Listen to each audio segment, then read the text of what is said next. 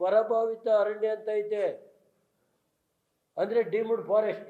ಅದರೊಳಗೆಲ್ಲ ಕ್ರಷರಿಗೆ ಕೊಡ್ತಾವ್ರೆ. ಯಾರು ಹೇಳಿದ್ರು? Revenue minister office, D C ಹೇಳ್ತಾರೆ. ನಾನು ಕೇಳಿದ್ರೆ ಹೆಂಗೆ? ಇಲ್ಲ, ಡಿ ಸಿ ಎದುರಿಸ್ತಾರೆ ಸರ್, ಕಳಿಸ್ಲೇಬೇಕು ಅಂತಾರೆ.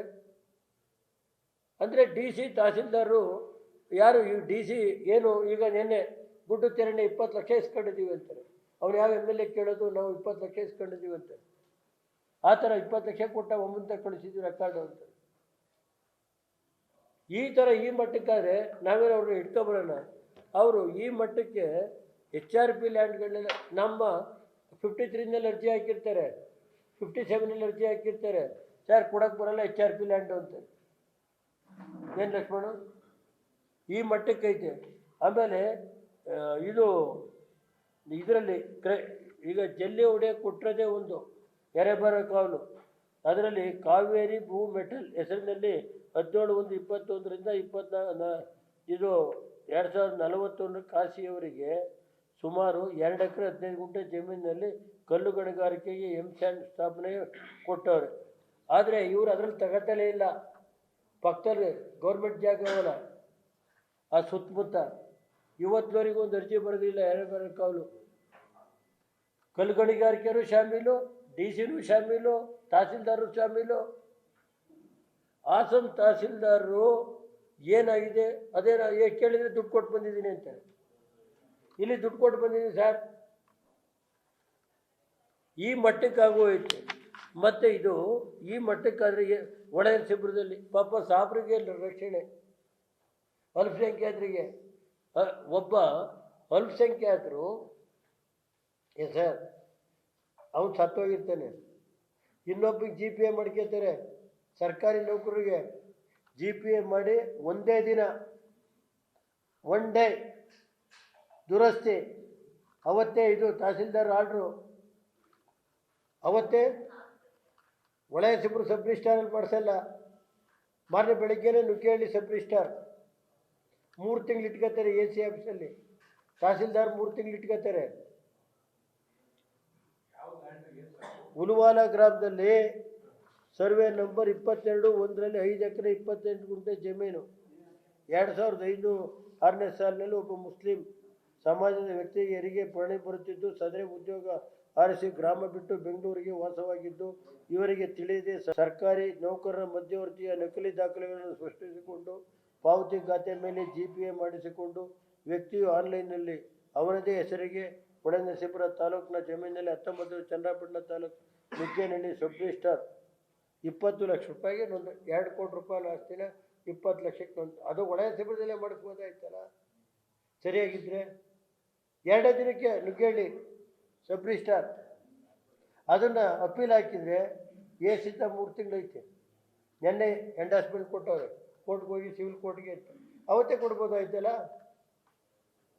ಯಾವ ಅಲ್ಪಸಂಖ್ಯಾತರಿಗೂ ಇಲ್ಲ ರಕ್ಷಣೆ. ಇಲ್ಲಿ ಪಾಪ ಸಾಬ್ರುಗಳು ಓಟ್ ಹಾಕ್ತಾರೆ.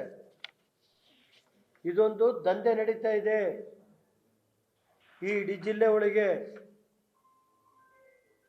ಆಮೇಲೆ ಹಳ್ಳಿ ಮೈಸೂರು ಹೋಗಿ ಶಾವಣೂರು ಕೆರೆ ನೇರ ಮಂಜೂರಾತಿ ಮಾಡೋಕ್ಕೆ ಬರ್ತದೆ ಉದಯ್.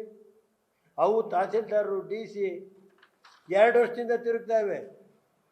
ಅವು ಕೊಟ್ಟು ಅವರು ಈಗ ಕೆರೆ ಸರ್ ಇದರಲ್ಲಿ ಕೆರೆಯಲ್ಲಿ ಸರ್ವೆ ನಂಬರ್ 57, ಆಮೇಲೆ 58, 1 ಎಕರೆ 17 ಗುಂಟೆ 57ರಲ್ಲಿ 17 ಗುಂಟೆ ಇದರಲ್ಲಿ 59ರಲ್ಲಿ 8 ಎಕರೆ 36 ಗುಂಟೆ ಸರ್ಕಾರಿ ಕೆರೆ ಐತಿ.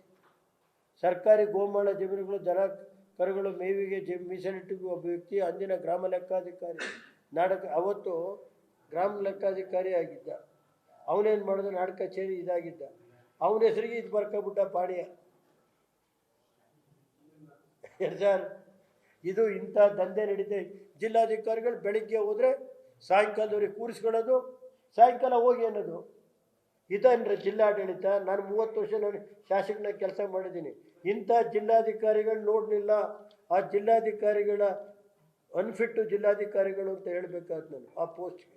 ಇಂಥವ್ರನ್ನೆಲ್ಲ ಕರ್ಕೊಂಬಂದಿಲ್ಲಿ ಬೆಳಗಿಂದ ಸಾಯಂಕಾಲ ಪಾಪ ಇವ್ರನ್ನ ನಾನು ಹೇಳೋದು, ದಯಮಾಡಿ ಜಿಲ್ಲಾಧಿಕಾರಿಗಳೇ ಇಂಥ ಬಡವ್ರ ಕಣ್ಣಿನಿಟ್ಟು ನೋಡಿ.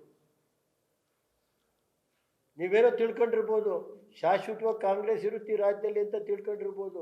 ಜಿಲ್ಲಾಧಿಕಾರಿಗಳು, ತಹಸೀಲ್ದಾರ್ಗಳು, ರೆವಿನ್ಯೂ ಅಧಿಕಾರಿಗಳು ಒಂದಲ್ಲ ಒಂದಿನ ನೀವು ಅದನ್ನು ಶಿಕ್ಷೆ ಅನುಭವಿಸೋ ಇಂಥ ಕಣ್ಣೀರು ಹಾಕಿಸ್ತೀರಲ್ಲ, ಆ ಕಣ್ಣೀರು ನಿಮಗೆ ಶಾಪ ತಟ್ಟೆ ತಟ್ಟು. ಕರೆಸಿ ಒಮ್ಮನ್ ಇವತ್ತು ಪತ್ರಿಕಾ ಸ್ನೇಹಿತರು ಮುಂದೆ ಹೇಳಿ, ಅವ್ನು ಯಾರು ಕರೀರಿ ತಹಸೀಲ್ದಾರನ್ನ. ಅವತ್ತು ಉದಯ್ ಅಂತ ಹೇಳಿ, ನಮ್ಮ ಇಂಗ್ಲೀಷ್ ಯಾವುದು ಸರ್ ನಿಮ್ಮದು ಪತ್ರಿಕೆ? ಇಂಡಿಯನ್ ಎಕ್ಸ್ಪ್ರೆಸ್ ಪತ್ರಿಕಾ ವರದಿಗಾರರಿದ್ದರು. ಸರ್ಕಲ್ ಇನ್ಸ್ಪೆಕ್ಟರ್ ಕರೆಸಿ ಕಂಪ್ಲೇಂಟ್ ಅವತ್ತು ಕೊಟ್ಟು, ಸರ್ ಬೇಡ ದಮ್ಮೆ ಅಂತೀನಿ ಅಂದ್ಬಿಟ್ಟು ಕಂಪ್ಲೇಂಟ್ ಇದು ಸರಿಪಡಿಸ್ತೀನಿ ಅಂದ್ಬಿಟ್ಟು ಈ ಅಮ್ಮನ್ನ ಎಸಿಗೆ ಹಾಕ್ತಾರಲ್ರಿ, ಹೆಬ್ಬೆಟ್ಟು ಹೊತ್ತಿಸ್ಕೊಂಬಿಟ್ಟು. ಕಾನೂನು ರೀತಿ 90 ದಿನದಲ್ಲಿ ಒಮ್ಮೆ ಮಾಡಬೇಕಲ್ವ ನೋಡ್ರೆ? ಗಂಡ ತೀರೋದ ತಕ್ಷಣ ಇನ್ನೊಬ್ರು ಕೈಯಲ್ಲಿ ಅರ್ಜಿ ತಾಯ್ತಾರೆ ಬ್ರದರ್. 90 ದಿನ ಆದಮೇಲೆ ಈ ಮಟ್ಟಕ್ಕೆ ಜಿಲ್ಲೆ ಆಡಳಿತ ನಡೀತಾ ಇದೆ. ದಯಮಾಡಿ ಜಿಲ್ಲಾಧಿಕಾರಿಗಳಿಗೆ ನಾನು ಹೇಳೋದು, ನಿಮ್ಮ ಜಿಲ್ಲಾಧಿಕಾರಿಗಳ ಹುದ್ದೆಗೆ ಗೌರವ ತನ್ನಿ, ತುತಿ ತರಬೇಡಿ, ಬಡವರ ಬಗ್ಗೆ ಕರುಣೆ ತೋರಿಸಿ. ಈ ಲೂಟಿಕೋರರು ಕಂದಾಯ ಇಲಾಖೆ ತಹಸೀಲ್ದಾರ್ ಇರ್ಬೋದು, ಅಧಿಕಾರಿ ಒಬ್ಬೊಬ್ರು 15 ವರ್ಷ ಅವರಿಲ್ಲ ಹಾಸನದಲ್ಲಿ, 15-20 ವರ್ಷ ಒಬ್ಬೊಬ್ರು ರೆವಿನ್ಯೂ ಇನ್ಸ್ಪೆಕ್ಟ್ರು ಕಸ್ಬಾದಲ್ಲಿರೋರು. ಆ ರೆವಿನ್ಯೂ ಇನ್ಸ್ಪೆಕ್ಟ್ರ್ ಆಸ್ತಿ ಎಷ್ಟೈತಿ ಅಂತ ಕೇಳಿ, ವಿಲೇಜ್ ಅಕೌಂಟೆಂಟು ಅವನು ಅಲ್ಲಾಡ್ಸೋಕ್ಕಾಯ್ತದೆ ಕೇಳಿ. ಯಾವ ಪೌತಿನೂ ಇಲ್ಲ. ಹೋಗಿ ಸರ್, ನೀವು ಒಂದು ನಿಮಿಷ ಸಾತನಹಳ್ಳಿಗೆ ಹೋಗಿ. ಸಾತನಹಳ್ಳಿಲಿ ನನ್ನ ಸಾತನಹಳ್ಳಿ ಅಂತ ಇಲ್ಲೇ ಐತಲ್ಲ ಸರ್, 1980ನೇ ಇಸ್ವಿಲಿ ಅವ್ರಿಗೆ ಮಂಜೂರಾತಿ ಆಗಿರೋದು. ಖಾತೆ ಮಾಡೋಕ್ಕಾಯ್ತು, ಕೇಳ್ಕೆ ಬನ್ನಿ. ಇಂಥವು ಎಷ್ಟು ಪ್ರಕರಣ ಹೇಳ್ಬೇಕಾ? ನಮ್ಮ ತಾಲೂಕಲ್ಲೇ ಹೇಳ. ಇಲ್ಲೇನು ಮಾಡ್ತಾರೆ? ಎ ಸಿ ಕೋರ್ಟ್ ನಡೆಸಬೇಕಾದ್ರೆ ಸುಮಾರು AC ಕೋರ್ಟು, DC ಕೋರ್ಟು ರಾಜಕೀಯದ ಇದರಲ್ಲಿದೆ, ಹಿಡಿತದಲ್ಲಿದೆ ಜಿಲ್ಲೆ ಒಳಗೆ. ನಾವು ಮಿನಿಸ್ಟರ್ ಕೈಲಿ ಹೇಳಿಸ್ತೀವಿ, ಇವ್ರ ಕೈಲಿ ಬೇರೆಯವ್ರ ಕೈಲಿ ಹೇಳಿಸ್ತೀವಿ ಅಂತಾರೆ. ರೆವಿನ್ಯೂ ಸೆಕ್ರೆಟ್ರಿ ಕೊಟ್ಟರು ಏನೂ ಇಲ್ಲ. ಇವತ್ತು ಉದಾಹರಣೆ ನೀವು ಹೇಳಿದ್ರಲ್ಲ, 90 ವಿಧಾನಸಭೆ ಪ್ರಶ್ನೆ ಹಾಕಿದ್ರಲ್ಲಿ 70 ರೆವಿನ್ಯೂ ಇಲಾಖೆದೆ ಉತ್ತರ ಕೊಡದಲೆ. ಯಾತಕ್ಕೆ ಉತ್ತರ ಕೊಡದಲೆ 90? ಹಂಗಿದ್ರೆ ಕೃಷ್ಣ ಬೈರೇಗೌಡರಂಥ ಒಬ್ಬ ಪ್ರಾಮಾಣಿಕವಾದಂಥ ಮಂತ್ರಿಗಳಿದ್ದೀವಿ, 90ರಲ್ಲಿ 70ಕ್ಕೆ ಉತ್ತರ ಕೊಡಲ್ಲ ಅಂದ್ರೆ ಅರ್ಥ ಏನು ಸೊಮ್ಮೆ? ಅಂದರೆ ಇದು ಯಾವ್ಯಾವ ಲ್ಯಾಂಡ್ ಮಾಫಿಯಾ ಐತೆ ಅವನ್ನ ಹಿಡ್ತದಲ್ಲಿರೋ ಪ್ರಶ್ನೆ ಅಂತ ಕಾಣುತ್ತೆ.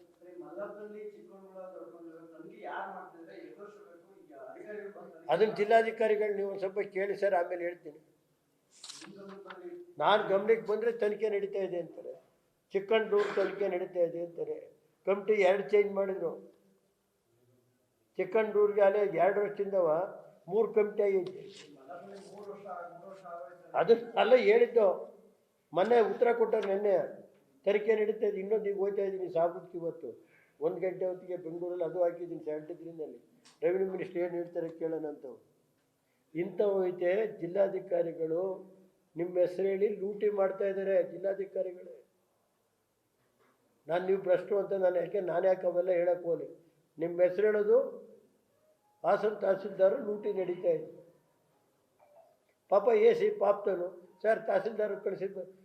ಒಬ್ಬ ಡೆಪ್ಟಿ ತಹಸೀಲ್ದಾರ್ ಇದು HRPC ಐತೆ, ಜನ ವಿರೋಧ ಐತೆ, ಕೊಡೋದು ಬೇಡ ಅಂದ್ರೂ ತಹಸೀಲ್ದಾರ್ ಕಳಿಸ್ತಾರೆ ಅಂದರೆ ಅವ್ನು ಹೇಳ್ತಾನೆ, ಯಾರು ಗಣಿಗಾರಿಕೆ, ತಹಸೀಲ್ದಾರಿಗೆ 20 ಲಕ್ಷ ಕೊಟ್ಟು ಬಂದಿದ್ದೀನಿ, ನಿಮ್ಮ MLA ಏನು ಕಿತ್ಕೋತಾರೆ? ಈ ಮಟ್ಟಕ್ಕೈತೆ. ನಾನು ಹೇಳ್ತೀನಿ, ಇದು ತಹಸೀಲ್ದಾರ್ ಇದು ಕೊನೆ ಎಚ್ಚರಿಕೆ. DC ಇನ್ನು ಮುಂದಕ್ಕೆ ಏನೇನು ನಡೀತಾ ಇದೆ ಕರ್ಮಕಾಂಡ. ಒಂದಿನ ಉಗ್ರವಾಗಿ ಜಿಲ್ಲಾಧಿಕಾರಿಗಳ ಕಚೇರಿ ಮುಂದೆ ವಿತ್ ದಾಖಲೆ ಇಟ್ಟು ನಾವು ಪ್ರತಿಭಟನೆ ಮಾಡ್ತೀನಿ. ಕೂಡಲೇ ಇದನ್ನು ಹಾಸನ ಜಿಲ್ಲೆಯಲ್ಲಿ, ಹಾಸನ ವಿಧಾನಸಭಾ ಕ್ಷೇತ್ರ ಇರ್ಬೋದು, ಹಾಸನ ಜಿಲ್ಲೆ ಹೇಮಾವತಿದು ಏನಾಯಿತು ಸ್ಕ್ಯಾಂಡ್ಲು, ಮುಳುಗಡೆ ಇದ್ರದ್ದು ಏನಾಯ್ತು ರೀ? 10 ವರ್ಷದಿಂದ ತನಿಖೆ ನಡೀತಾ ಇದ್ದಲ್ಲ, ಅದು ಮುಳುಗಡೆ ಆಗೋಯ್ತೆ. ಅದು ಬುಚ್ಚಾಕೋ ಕೆಲಸ ಈ ಸರ್ಕಾರ. ಈಗ ನೋಡಿ, ದೇವೇಗೌಡರು ನಿನ್ನೆ ಎತ್ತಿನೊಳದು 326 ಎಕರೆ ರಿಲೀಸ್ ಮಾಡಿಸ್ಯವ್ರು. ಅದೆಲ್ಲ ಹೇಳಕ್ಕೆ ಹೋಗಿ ಇದಾಗುತ್ತೆ. ಇದನ್ನು ದಯಮಾಡಿ ಈಗ ಒಟ್ಟು 26 ಪಾಯಿಂಟ್ ಮರಳು ನೆನ್ನೆ ಆಕ್ಷನ್ ಐತೆ, 22 ಲಾಟ್ರಿ ಮುಖೇಣ ಆಗೈತೆ ಅಂತೆ, 4 ರಿಸಲ್ಟ್. ನಾನು ಹೇಳೋದು ಇಷ್ಟೇ, ಜಿಲ್ಲಾಧಿಕಾರಿಗಳಿಗೆ ಮತ್ತು ಭೂ ಇಲಾಖೆ ಯಾರು ನೆನ್ನೆ ಹರಾಜು ಮಾಡೋರು, ಎ ಸಿ ಮಾಡೋರು ಯಾರು, ಅವ್ರಿಗೆ ಎಲ್ಲ ಇದಕ್ಕೆ ಗಾಡಿಗಳಿಗೆ GPS ಹಾಕಿಸ್ಬೇಕು. GPS ಹಾಕಿಸದಲ್ಲೇ ಯಾರು ಹೊಡೆದ್ರೆ ಅವ್ರ ಮೇಲೆ ಕ್ರಮ ತಗೋಬೇಕು. ರಾತ್ರಿ ಎಲ್ಲ ಕದ್ದೊಡಿತಾರೆ. ಇಲ್ಲಿ ಆ್ಯಕ್ಷನ್ ತಗೊಳ್ಳೋದು ಅವ್ರ ಮೇಲೆ GPS ಹಾಕ್ಲೇಬೇಕು ಕಡ್ಡಾಯವಾಗಿ. ವಾಚ್ ಮಾಡ್ತೀನಿ. ಒಂದು 15 ದಿನ ಟೈಮ್ ಕೊಡ್ತೀನಿ ಜಿಲ್ಲಾಧಿಕಾರಿಗಳಿಗೆ. ಇಂಥವೇನೇನು ತಹಸೀಲ್ದಾರ್ಗಳು ಮಾಡ್ತಾವ್ರೆ, ಒಳ ಸಿಬ್ಬಂದಿ ಅವ್ರ ಮೇಲೆಲ್ಲ ಕ್ರಮ ತಗೊಳ್ದು ಹೋದ್ರೆ ಜಿಲ್ಲಾಧಿಕಾರಿಗಳೇ ಬಂದು ಕೃಷಿ ಇಲಾಖೆ ಶೆಡ್ ಹಾಕಿರ್ತಾರಲ್ರಿ. 2 ಕೋಟಿ ರೂಪಾಯಿ ಒಳ ಸಿಬ್ಬಂದಿ ಕೃಷಿ ಇಲಾಖೆ ಕೊಟ್ಟರೆ ಶೆಡ್ ಹಾಕಿರೋದು ನೋಡ್ಕೊಂಡು ಪೂಜೆ ಮಾಡಿ ಒಳ್ಳೇದಾಯ್ತು ಬನ್ನಿ ಅಂತ. ಏನು ಕ್ರಮ ತಗೋತಾರೆ? ಇವ್ರೇನು ಸರ್ಕಾರಿ ಆಸ್ತಿ ಉಳಿಸ್ತಾರೇನ್ರಿ? ಕೃಷಿ ಇಲಾಖೆ ಗೌರ್ಮೆಂಟ್ ಸರ್ಕಾರಿ ಕೆಲಸ. ಶೆಡ್ ಹಾಕಿದ್ರೆ ಇವರು ಗಿರಾಕಿ DC. ಇಂಥ ಜಿಲ್ಲಾಧಿಕಾರಿಗಳಿಗೆ ಜಿಲ್ಲೆ ಕೊಟ್ಬಿಟ್ಟವ್ರು ಮುಖ್ಯಮಂತ್ರಿಗಳು, ಕಂದಾಯ ಇಲಾಖೆ ಮಂತ್ರಿಗಳು. ಈಗ 2 ತಿಂಗಳು ಕಂದಾಯ ಎಲ್ಲ ರೈತರದು ಇದು ಮಾಡೋಕ್ಕೆ ಮುಂದೆ 85 ವರ್ಷ ಮುಖ್ಯ ಇದೆ. AC ತಗೋದು ನಿಂತ್ಕೋಬೇಕು ಕ್ಲಾರಿಟಿ ಗಂಡೀಗ. ದಯಮಾಡಿ ಮುಖ್ಯಮಂತ್ರಿಗಳನ್ನ ಈ ಜಿಲ್ಲೆಯಲ್ಲಿ ನಡೀತಾ ಇರೋಂಥ ಏನು ಲ್ಯಾಂಡ್ ಮಾಫಿಯಾ ನಡೀತಾ ಇದೆ, ಕೆಲವು ಜಿಲ್ಲೆಯ ಕಂದಾಯ ಇಲಾಖೆ ತಹಸೀಲ್ದಾರ್ ಇರ್ಬೋದು, ಕಂದಾಯ ಇಲಾಖೆ ಅಧಿಕಾರಿಗಳು, ಜಿಲ್ಲಾಧಿಕಾರಿಗಳ ಮಟ್ಟದಲ್ಲಿ ನಡೀತಾ ಇದೆ. ಒಂದು SIT ರಚನೆ ಮಾಡಿ. ಆಯ್ತಪ್ಪ, ಕುಮಾರಸ್ವಾಮಿ ಮಾಡಿದ್ರು ಸಂತೋಷ, ಮಾಡಿದ್ರೆ ತನಿಖೆ ಮಾಡಿ ತಗೊಳ್ಳಿ, ನನಗೆ ಬೇಡ ಅನ್ನಲ್ಲ. ಇಲ್ಲಿ ಕೋಟ್ಯಾಂತರ ರೂಪಾಯಿನ ಆಸ್ತಿ, ಏರ್ಪೋರ್ಟ್ ಜಾಗ ಎಲ್ಲ ಹೊಡಿತಾವ್ರಲ್ಲ, IIT ಜಾಗ, ಏರ್ಪೋರ್ಟ್ ಜಾಗ, ಆಮೇಲೆ ಇದು ಕಲ್ಲುಗಣಿ ಬಂಡೆಗಳೆಲ್ಲ ಖರಾಬ್ ಜಾಗಗಳನ್ನೆಲ್ಲ 11 ಎಕರೆ ಖರಾಬ್ ಮಂಜೂರಾತಿ ಮಾಡೋಕ್ಕೆ ಬರುತ್ತೇನ್ರಿ? 4-5 ಜನ ಹೆಸರು ಹೇಳಿ. ವಿಲೇಜ್ ಅಕೌಂಟೆಂಟು ADLR ಅವ್ನು ಸಸ್ಪೆಂಡ್ ಮಾಡಬೇಕು ಅಂತ ಇತ್ತಂತೆ. ಪಾಪ ಮುದ್ಗುಲ್, ಗ್ರೇಟ್ ಮುದ್ಗುಲ್ ಅಂತ ಯಾರೋ ಇದ್ದಿದ್ರಲ್ಲಪ್ಪ ಈ ಕಾರ್ಪೊರೇಷನ್ನಲ್ಲಿ, ಅವನು ಹೆಂಡತಿ ಜೊತೆ ಜಗಳ ಮಾಡ್ಕೊ ಬಂದಂತೆ. ಆ ಫೈಲ್ ಹಂಗೆ ಇಟ್ಟಿಟ್ಟು ನಾವು ಮುದ್ಗಿಲ್, ಮೋದ್ಗಿಲ್ಲ ಏನೋ ಇಂಥವ್ರೆಲ್ಲ ಅವರೇ. ಮಹೇಶ್ ಮುದ್ಗಿಲ್ ಅವ್ರು ಯಾರೋ ನಮಗೆ ಗೊತ್ತಿಲ್ಲಪ್ಪ, ನನಗೆ ಹೇಳಕ್ಕೆ ಬರೋಕ್ಕಿಲ್ಲಪ್ಪ. ಇಂಥ ಹಕ್ಕುಚ್ಯುತಿ ಮಂಡಿಸಿದ್ದೀನಿ ನಾನಿಷ್ಟೇ.